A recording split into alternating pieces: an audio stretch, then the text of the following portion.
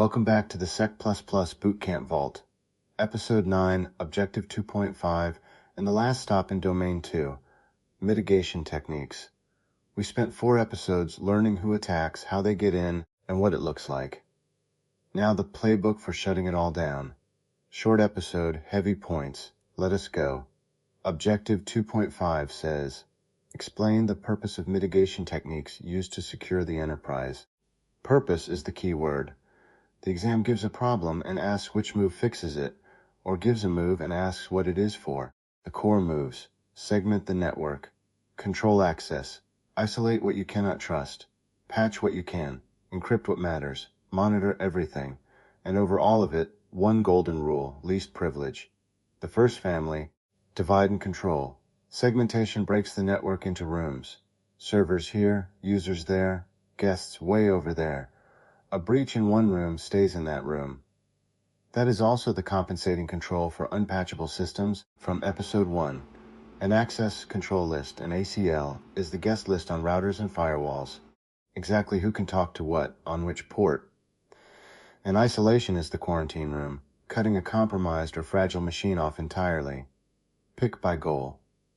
Limiting spread ahead of time is segmentation. Cutting one box off during an incident is isolation. The golden rule: least privilege. Every account, human or machine, gets only the access its job requires. Nothing extra, ever. The reason it matters so much. When an account gets stolen, the attacker inherits its privileges. Small privileges, small breach. Permissions also rot. People change jobs and keep their old access, which is why regular permission reviews exist, to claw it back. And the mindset behind it all is default deny. Start from zero, add only what is justified. If a question asks how to limit the damage a stolen account can do, the answer is least privilege. Checkpoint 1. An attacker steals a receptionist login, but cannot reach the finance systems or the servers. Which principle limited the damage? A. Encryption. B. Least privilege. C. Patching. D. Monitoring. Why did the stolen account hit a wall? Pause now. The answer is B. Least privilege. The receptionist account only had receptionist access, so that is all the attacker got. A stolen login gives the attacker exactly what that user could reach, no more. Keep every account minimal, and stolen accounts stay nearly useless. That one sentence answers a surprising number of exam questions. Hardening Part 1. Toughen every box. Patching closes known holes on a schedule, and it is the single most effective boring habit in security. Disabling unused ports and services shrinks the attack surface. Every service you turn off is a door nobody has to guard. And changing default passwords is a day one duty, because every device ships with a password the whole internet can look up. If a question describes a fresh device going onto the network, changing the default password comes first. Hardening.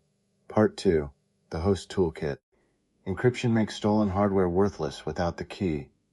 Full disk on laptops, encrypted traffic on the wire, EDR, endpoint detection and response, puts a guard on every host, watching behavior and isolating the machine if it turns hostile. A host-based firewall gives each computer its own guest list, and that wall travels with the laptop wherever it goes. And when people forget, decommissioning. Old drives get wiped or destroyed before disposal, because data does not stop being sensitive when the hardware retires. Checkpoint 2. A new camera system goes online, still using the vendor password printed in its manual. What is the first fix? A. Install EDR on the cameras. B. Change the default credentials. C. Add the cameras to the SIEM. D. Encrypt the video archive. What can any stranger on the internet do right now? Pause now. The answer is B. Change the default credentials. That password is printed in a manual anyone can download, so right now any stranger can log in. When the exam asks for the first or best action, pick the one that closes the open door immediately. Monitoring and encryption are good follow-ups. The known password is the fire. The trap list. Trap 1. Segmentation is the floor plan, built ahead of time. Isolation is the quarantine, done to one machine during trouble. Trap 2. Least privilege shrinks what an account can reach. Zero Trust checks every request. They cooperate, but the exam asks about them separately. Trap 3. First action questions. Default password, change it. Unpatched critical flaw, patch it.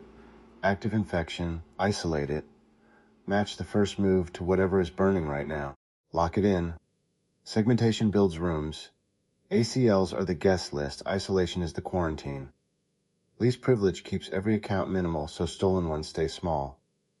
Hardening means patch on schedule, turn off what you do not use, and kill default passwords on day 1.